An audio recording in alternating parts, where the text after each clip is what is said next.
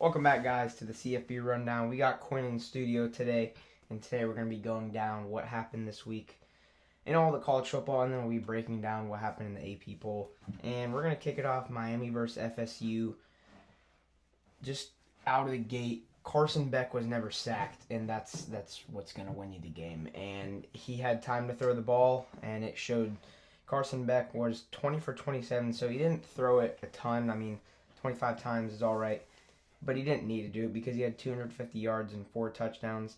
And then Malachi Tony had 7 receptions for 100 yards and 2 touchdowns.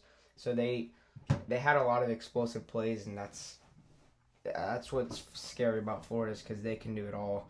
Tommy Castellanos, he threw it too much, and if you're going to throw it too much, you're not going to get anywhere. They should have ran the ball. That's what they had to do. And Tommy Castellanos did run it himself, but they barely handed the ball off. He was 24 for 45, so he threw like 15 more passes than Carson Beck. He threw 2 less touchdowns, and he threw 2 more interceptions. So he had 2 touchdowns and 2 picks. Gavin Sawchuk only had 11 carries for 50 yards. And then Deuce Robinson had a quietly semi-good game with 6 receptions and 87 yards. And this Florida State team is still ranked, which we will dive into that later, but this is kind of what people were expecting. Florida State did make it very interesting at the end, but it was pretty much over. And it's kind of surprising. They really simmered down ever since that Alabama game. And that could be their only good win of the season, and they could go back to what they did last year.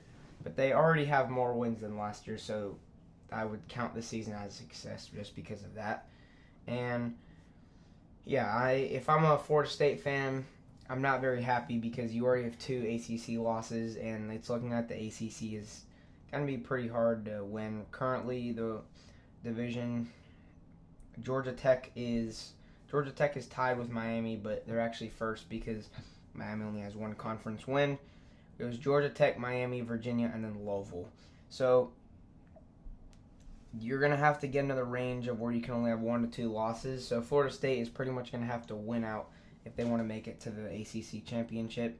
Miami, though, is riding high, and they are proving everyone. I mean, I don't know what the media was thinking before. I don't know what anyone was thinking. They were kind of thinking that, like, yeah, they're going to be really good. I think they ranked, like, 12th. So people kind of expected this, but they're looking really explosive right now. And in a little bit less than 2 weeks, actually, like a week and 5 days, Miami's going to play Louisville. That could be an interesting game. It would be a big upset if Louisville beat them, though. So, yeah. Yeah, so this game, I picked Miami to win kind of dominantly, and I was right. I said that this game would be dominated in the trenches.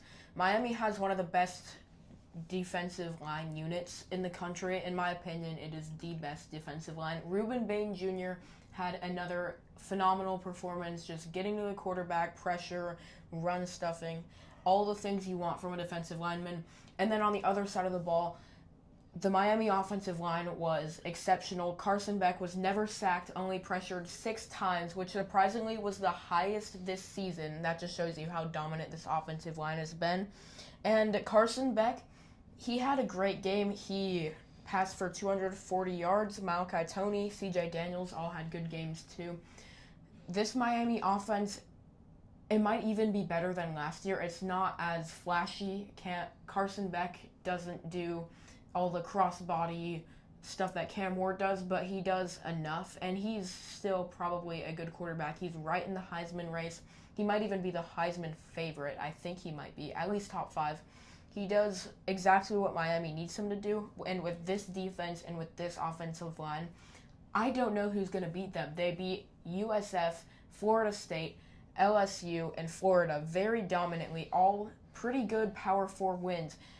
I don't know who's going to beat them. I think they have a very good chance at going 12-0. Is that going to happen? I don't know. Upsets happen all the time. It's college football, craziest sport in the world.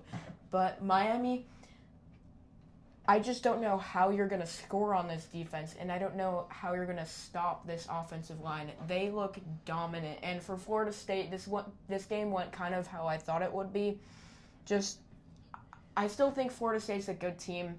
I think right around that, I think they were ranked 25th. I think that's kind of good for them. I think they're still a good team. They're going to make a bowl game, but they just did not match up well against Miami, and really no team does. So ultimately, great win for Miami. Florida State fans, you can be upset, but it's not the worst thing in the world. You lost to a pretty good team.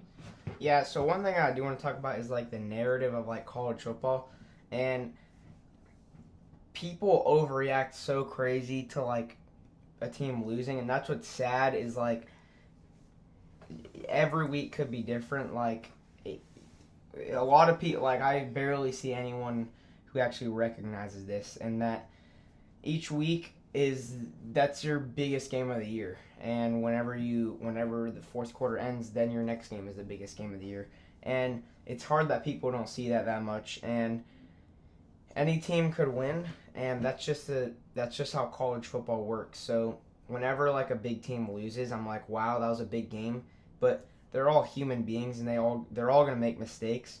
So that's kind of what I think about Florida State is they could have just got a big win against the Alabama team, who's really good, and it's very hard for a team to stay the same all throughout the year. But people don't realize that like it's just hard for people to realize that, and it kind of stinks. But Alabama and Vanderbilt. Vanderbilt's red zone offense, they only had 3 trips. They had a touchdown, fumble, and interception. Vanderbilt only had the ball for 20 minutes. Alabama had it for 40. That's going to win Alabama the game. Ty Simpson had 340 yards. He did have an interception and 2 touchdowns, so his first interception of the year. Jem Miller, Ryan Williams had pretty good games, and Jeremy Bernard. So they're looking like a pretty good team. Vanderbilt, I don't know what to think about them. They could have just lost to a really good team, or they could be on that slope that kind of like what Florida State had, and they could go in a downward spiral quick. I don't know. Diego Pavia starting to get on a lot of people's nerves because of his trash talking and what he says. He had 2 interceptions, a fumble, and only threw for 200 yards. He did have 12 carries for 60 yards, but he did not look like the Diego Pavia that everyone has been talking about. And definitely a dominant win for Alabama, but the hype around Vanderbilt, for me, has kind of gone away. They still have great chances, and I don't know. I just don't. This Vanderbilt team, I think they do worse with a lot of expectations, and that's gonna it's gonna hit them negatively because of how much expectations they've had this year. Yeah, so Alabama basically did the same thing that Vanderbilt did to them last year, because last year the game was Vanderbilt just had the ball for the majority of the drive. They didn't even let Alabama try and come back in that game.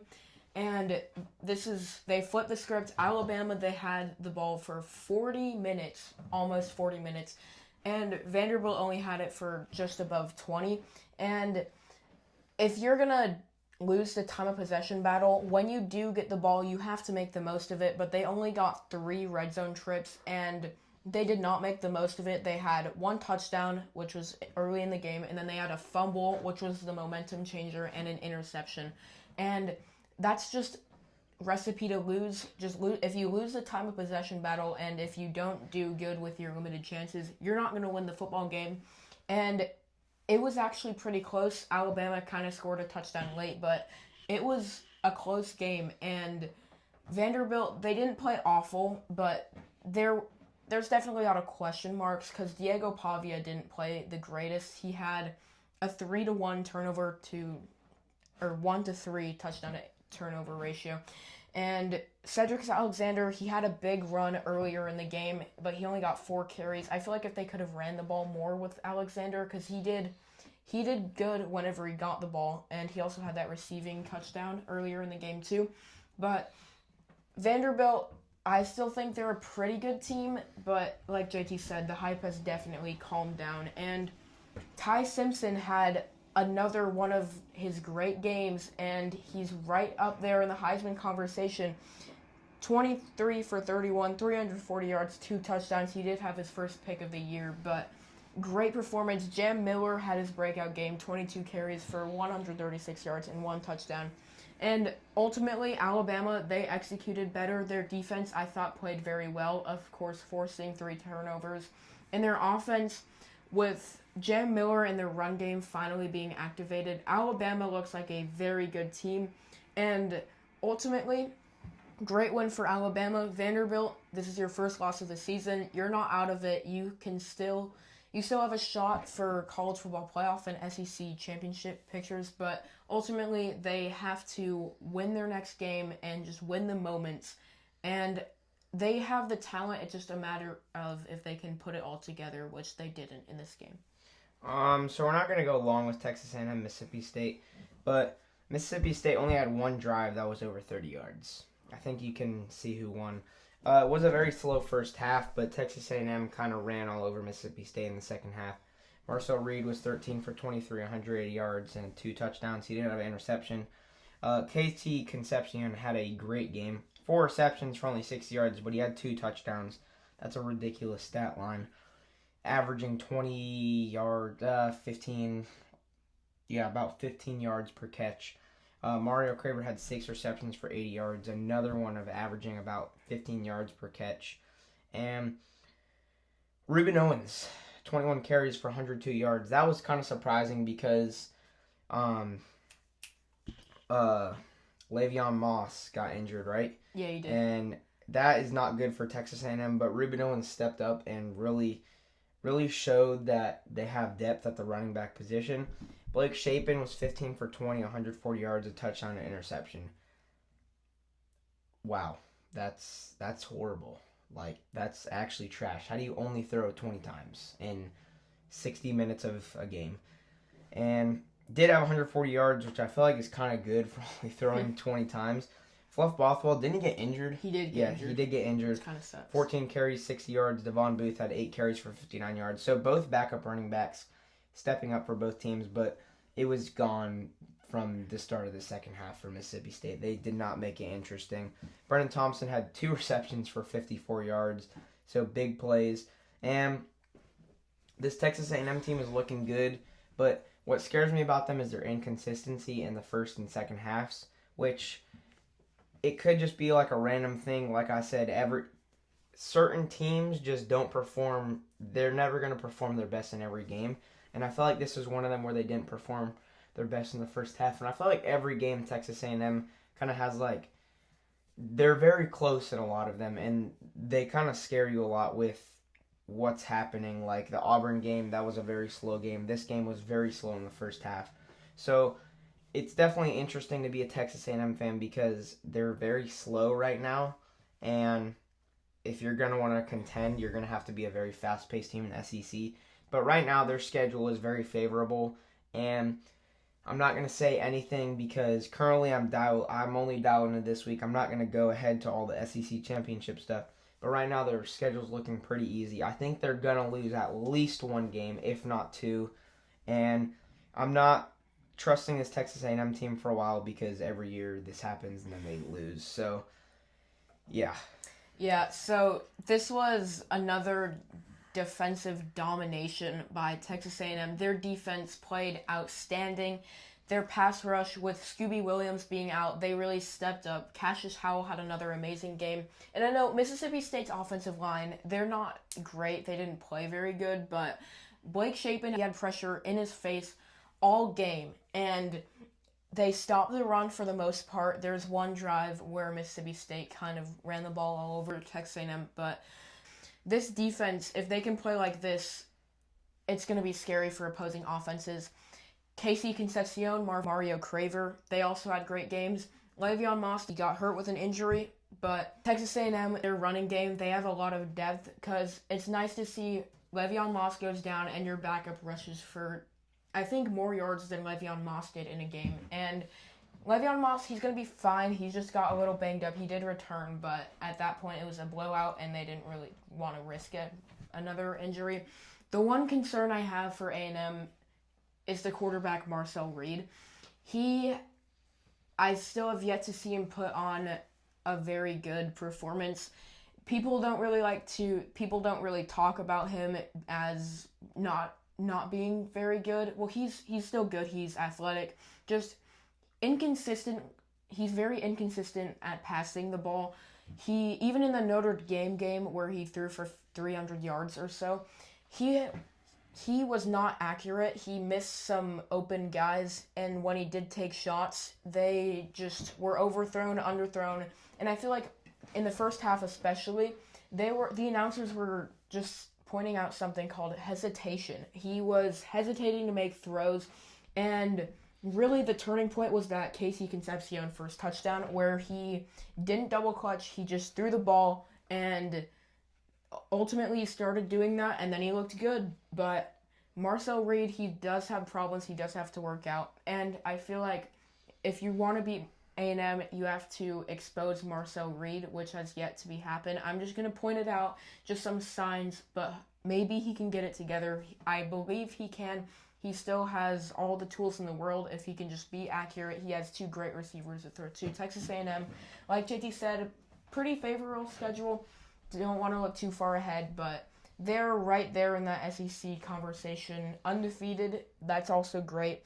And ultimately, A&M, their defense, if they can play like this, it's going to be a very hard time for anybody to beat them. Okay, now we're going to go to Florida versus Texas. And before we go to this game, people like to often bring another game into the picture for this week. And a lot of people brought the past stuff that has happened to Florida and Texas. But that's another thing that kind of frustrates me is people like to say, oh, because this team beat that team, that means that they're going to win. That's not how college football works. And Texas could still be a great team, or Florida could still be a great team. And going into this game, you know that whoever loses this game is more than likely they're not gonna have the season that they are expecting, but it is only week 6. So it's not the end of the world. But Florida ended up winning this game, and the Texas running backs had 9 carries for 11 yards. So they're relying on Arch Manning, and you can't do that. The Florida running backs had 36 carries and 145 yards. Florida had 7 sacks, and Texas only had 6 pressures. So Florida just dominated this game. Arch Manning was 16 for 29, did throw for 260, but 2 touchdowns and 2 picks. Did have 15 carries for 37 yards. Leading rusher on the team. Like I said, relying on Arch Manning. You can't do that if you're going to want to succeed. And yeah, their running backs did not perform well this game. The receivers, all right. DeAndre Moore, 3 receptions, 75 yards, and Ryan Wingo, 4 receptions, 73 yards, and no one else really did anything crazy. A couple guys had big yards, but DJ Lagway, if he can play average, and if their team can just play average, they can still contend for the SEC. I think they have to win out, and their schedule is very tough, but I think Billy Napier or someone was like blaming the schedule. No, Steve Sarkisian was blaming the schedule. I didn't know that Sam Houston was a hard thing on your schedule. Texas's schedule so far has been relatively easy, which, remember, this is the past, so I'm not going to bring the past back, but UTEP, San Jose State, and Sam Houston, those are not teams that you should be. The only hard game that you had was Ohio State, so that is not a viable excuse. That just really, really confused me there. Steve Sarkisian he's definitely a little bit nervous after what he has done this season, but he's still a great coach. But DJ Lagway, 300 yards, only missed 7 throws. He was 21 for 28 and did have an interception, but 2 touchdowns. Jaden Ball had 27 carries for 107 yards and a touchdown. And Dallas Wilson, for season debut, had 6 receptions, 111 yards, and 2 touchdowns. So a big standout performance. This Florida team is interesting. They did lose to an LSU team, correct? Yeah, that was not. We don't know about that LSU team. They did lose to USF, which is a pretty good team. And then they also did lose. They lost to Miami. Okay, Miami. So honestly, if you're Florida, that's one of the best scenarios that you can have. Not because of throw out how good those teams are. It's just good because of conference-wise. You only have one conference loss. That is one of the best scenarios that you can have if you're Florida. Texas, on the other hand, still only one conference loss. So Texas is still, the SEC is still wide open. Every team is going to have at least one conference loss by the end of the season. And don't count either of these teams out. They're just trying to figure out, they both have younger quarterbacks, and they're just trying to figure out what's working for them and what's not. And this is DJ Lagway's first year of starting. So he's still fresh. And don't count this Florida or Texas team out because they could come back. But yeah, this was a pretty dominant win by Florida, and it was a little bit confusing. You can't rely on a guy who's its first starting season, and if you're going to rely on Arch Manning, you're not going to win. Yeah, so I'm just going to start off talking about Florida. They finally found the perfect mix of passing the ball and running the ball. Against LSU, they had DJ Lagway throw the ball 40 times. He threw 5 picks. Against Miami, they tried to run the ball against that front seven. That didn't work. They finally found the perfect mix against Texas. Jaden Baugh, 107 yards. Dallas Wilson, in his season debut, he was injured, but he was the true freshman standout in spring. He arrived big, 6 receptions, 111 yards, and 2 touchdowns. The explosive receiver DJ Lagway needs. DJ Lagway probably had his best game of the season. 298 yards, 2 touchdowns, only 7 incompletions the entire game. This is what Florida needs to do here on out. Just find that mix of running and passing, 50-50, and don't rely on either of them too heavily. Just if they can get the perfect mix, they look good. But for Texas, like JT said, they relied on Arch Manning way too much. They just could not run the ball whatsoever outside of Arch Manning. The running backs had 9 carries for 11 yards. That is horrible. That is around not even 2 yards per carry, and they only ran it 9 times. And you can't rely on Arch Manning. I don't want to hate on him too much. I'm just going to say he's not that good. I'm not going to get into why he's not that good because I'm sure you've heard it. I'm pretty sure most of you guys have come to the realization that he's just not that good. They just can't rely on Arch Manning. They don't have him throw the ball 29 times. He threw 2 interceptions. He did have 2 touchdowns. They are missing that explosive receiver. They have Livingstone, Wingo, and Moore. They're good.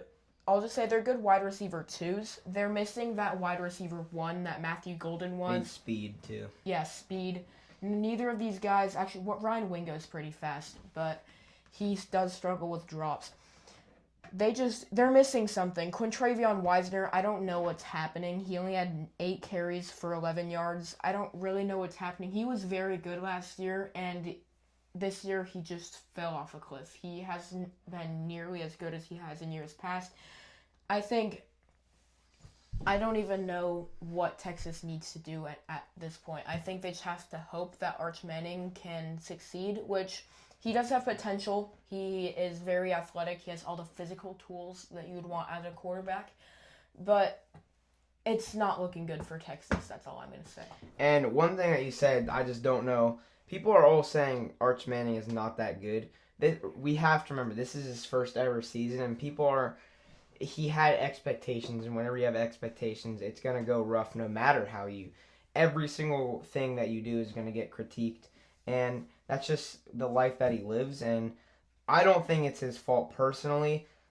It's the offensive play caller, which is Steve Sarkisian. Don't rely on him.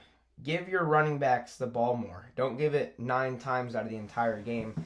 That's why Arch Manning isn't succeeding. It's because they're relying on him, and it's because they're trusting in him too much that he is the guy, and he could be the guy, but he needs to learn the game a little bit more and learn how to play at the college level, because he was just thrown in there, and I understand he did have 2 years to watch, but it's a lot different whenever you start and you're not just coming in and just running the ball just to get first yards for Texas. And yeah, I don't know. Just Texas. We'll talk about you later. I don't know what's happening with them, but don't count them out yet. Penn State versus UCLA. UCLA had 290 rushing yards. That's absurd. That is actually crazy. Drew Aller did not have a horrible game. 19 for 26, 200 yards and 2 touchdowns. Did have 11 carries for 78 yards. The running backs did not get above 100 yards. Kyron Hudson was the best receiver that had only 4 receptions. So their offense was just very slow. And you can't have a slow offense whenever UCLA is rushing 290 yards on you. Nico Imaliava had to... I can't say his name still.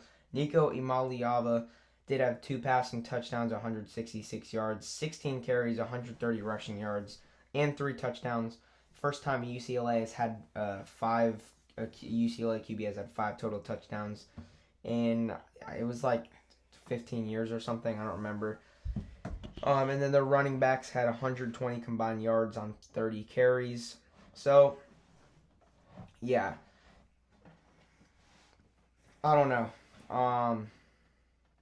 This is I already said it in the previous like 10 minutes ago. I don't like whenever people worry so much about the past, and that's what happened to Penn State. This was going very far in the past, and the culture that Penn State has created, and it's a great culture, it's a great team, but Penn State should not have been ranked. This should not have been one of the biggest upsets of the year. It's just because of what Penn State is as a brand, and Penn State kind of just got a taste of their own medicine, I would say. UCLA, this is one of those games where you're going to talk about the loser more than you do about the winner because everyone is so shocked. Oh my gosh, the number 7 team lost to an 0-4 team. I'm not very shocked. I saw this coming. Quinn probably saw it coming. I mean, I didn't think that UCLA would win, but like just the way that this team was functioning, it just did not look good. And Penn State's going to have to win out if they want a chance at making the Big Ten championship. Now, if they still lost one and they were 9-3 by the end of the season, do I think they would still make the CFP? Yes. That's just the reality that we live in. Yeah. So this was... I think JT said that he saw this coming. I certainly did not. No. I said like I saw like Penn State. Like I didn't predict the win, okay. But like you could just tell that something was wrong with Penn State. Yeah. So I did agree. Something was wrong with Penn State, but when we were talking about what we wanted to put on our upset picks last week, we saw Penn State UCLA and was like, "Oh, that's an interesting one. I don't think Penn State's all that good." And then we realized that UCLA, they look like the worst Power 4. They look awful. They were 0-4. They got blown out by every game except for maybe UNLV. They got blown out by New Mexico. They just looked awful. And I didn't like Penn State. I had them out of my top 25 before this game. I just did not think that they were going to lose to this bad of a UCLA team. And UCLA, I just want to give them some credit. They played phenomenal. They just ran the ball. Nico Imaliava had 128 rushing yards, that would be an amazing game by any running back. The fact that he does that and he also throws the ball for 166 yards, that's amazing. Before I talk about Penn State, I'm just going to say UCLA, they might not make a bowl game, but this was a great performance by them. Penn State, this was just a very uncharacteristic of them. Just their defense is usually not the reason why they lose games. Their defense they gave up 291 rushing yards, which is the most given up by a Penn State defense since 2022. This is not usually what happens, and Penn State does have a good defense. They still have Dani Dennis Sutton, Zariah Fisher. This is a coaching issue. They just, like us, just did not count UCLA in. They just were not focused. They just looked past them and was like, oh, who do we play next? I don't even know who they play next. Who do we play next? We'll just focus on that. We'll just get UCLA out of the way. You can't do that. That's just bad coaching. And as a coach, you have to get them hyped up for any game, any scenario, which is a hard thing to do, but good coaches do that. And I'm not saying James Franklin is a bad coach. I don't think he should get fired, but I'm just saying the trajectory of his job and Penn State's success is going down faster than ever. Drew Aller, so he was not the reason that they lost. He played a good game, I would say. They're still missing that X factor in the wide receiver room. They went out, they got Trevor Pena, who has not done much this year. They got Kyron Hudson, they got Devontae Ross, but none of them are as good as they were hoping for. And Nick Singleton and Katron Allen, they did not have a good game. Singleton only had 40 yards, Allen had 50 yards, which that's not horrible, but that's not what you want if you don't have the receiving game that they were hoping for. And Penn State, I'm not going to go to the future. We'll just see how it plays out. They don't look very good. Like Texas, I don't really know what to think of them, but I'm just glad that the AP poll put them outside of the top 25. Now we're going to go Iowa State, Cincinnati. Just something that you could consider. Iowa State's kicker, Kyle Conradi, one of the best, was out for this game. And their backup had one missed field goal. They skipped on kicking 3 field goals. And then he had 2 short kicks that resulted in good Cincinnati field position. And then they scored on both of those drives. Iowa State just got ASU'd. And last year ASU lost to Cincinnati. I think it might have even been the same exact week, actually. Maybe it would have been next week because I think ASU lost to Cincinnati after Utah. And yeah, we all saw this one coming. I think I picked Cincinnati to beat Iowa State, and it was just pretty easy to predict. Cincinnati had all the momentum that they could get. Iowa State did too, but you knew that they were going to have a game that they would drop, and that's the Big 12. And as being an ASU fan, that's great for ASU because that is going to help them majorly because now Iowa State has a loss and ASU has a loss, but ASU is above Iowa State because they don't have a conference loss. And having non-conference losses, because almost every single team is going to have a loss, getting a loss in one of the first weeks is actually good because then you can get it out of the way and then you can just go steamroll other people. Rocco Becht actually had a great game. And this game was not was a blowout at the start, and then Iowa State made it interesting, not competitively interesting. Rocco Becht was 30 for 48, 300 yards and 2 touchdowns, so great on the passing game. Abu Sama had 18 carries for 100 yards, and all 3 of the receivers did great. They didn't really play that bad. It's just their defense did not show out, and that's what you're going to need in the Big 12 because a lot of these offenses are really explosive. Brendan Sorsby for Cincinnati had 13 for 25 on completions, 214 yards and 2 touchdowns. So, box score-wise on offenses, Iowa State smacked Cincinnati, but it also comes down to the other side of the half, and that's defense, which Iowa State did not do a great job on. And it was also a big factor was the special teams. Like I said, the kicking was not the greatest, and Cincinnati did not need to get 400-yard passing game by Brendan Sorsby or a 200-yard game by their running backs, which their running backs did really go crazy against Iowa State, and that's what beat them. But field position, that's what kind of screwed Iowa State over, and good job for Cincinnati, definitely becoming a threat in the Big 12, but any team's a threat in the Big 12. The only team that's currently out is Kansas State, I think. And Oklahoma State. Oh, yeah, and Oklahoma State. But any team could win it, so I don't like going all the way ahead to the Big 12 championship in the Big 12 because that's a scary thing to do.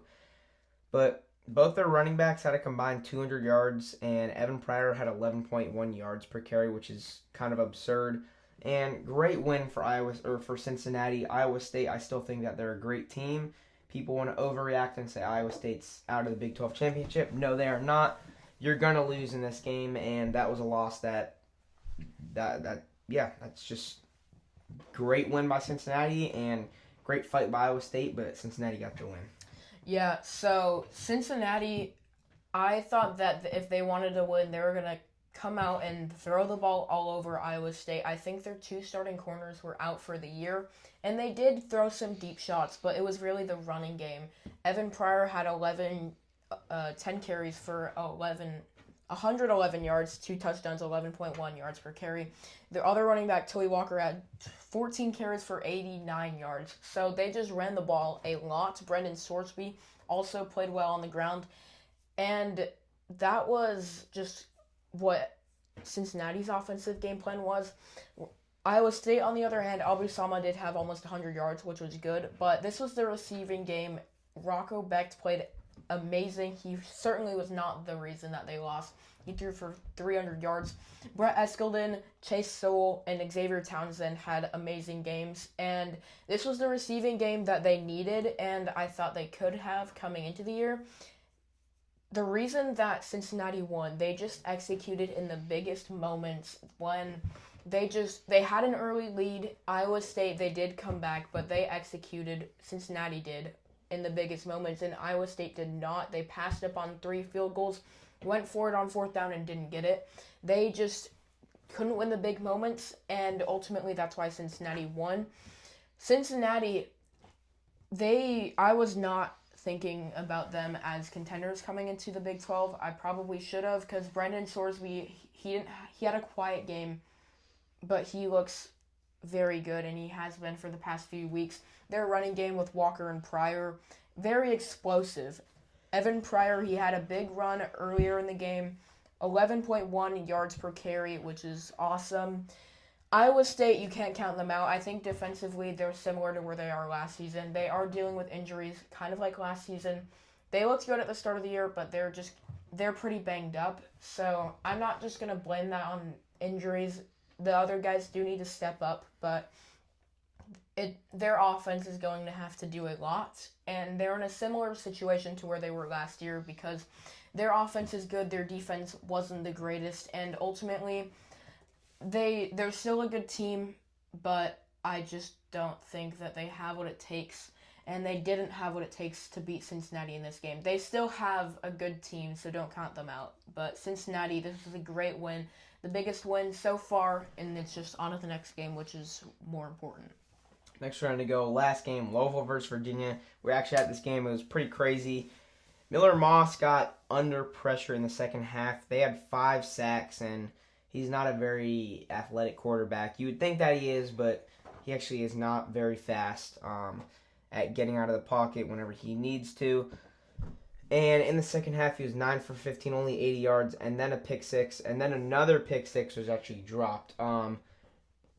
Louisville fans don't like they get really mad, and Miller Moss did not have a horrible game. He was 34 for 48, 330 yards, 2 touchdowns, and he did throw a pick six, but that pick six was not a pick six. That he was down, and sucks that the refs missed it. The refs really messed up Louisville up.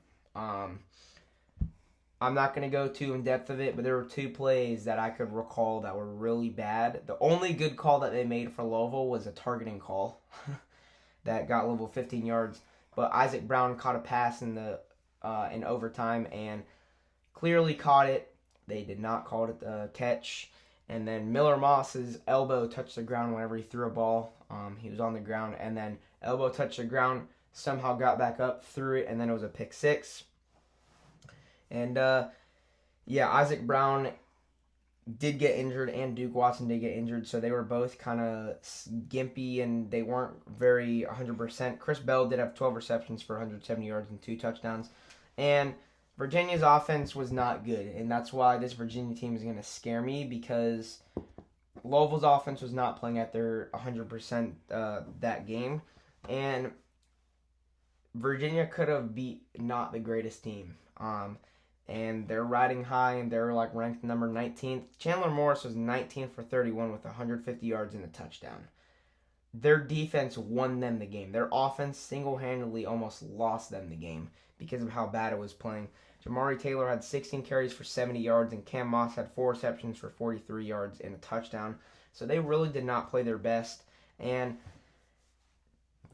for Louisville, this is not good, but at the end of the day, you're going to have a loss at some point in the season, and they play a big test in their next game against Miami. I'm excited for that game because a lot of people are thinking that Miami's just going to steamroll them, but definitely, if you're a Louisville fan, you remember what happened last season. Miami came in and beat Louisville.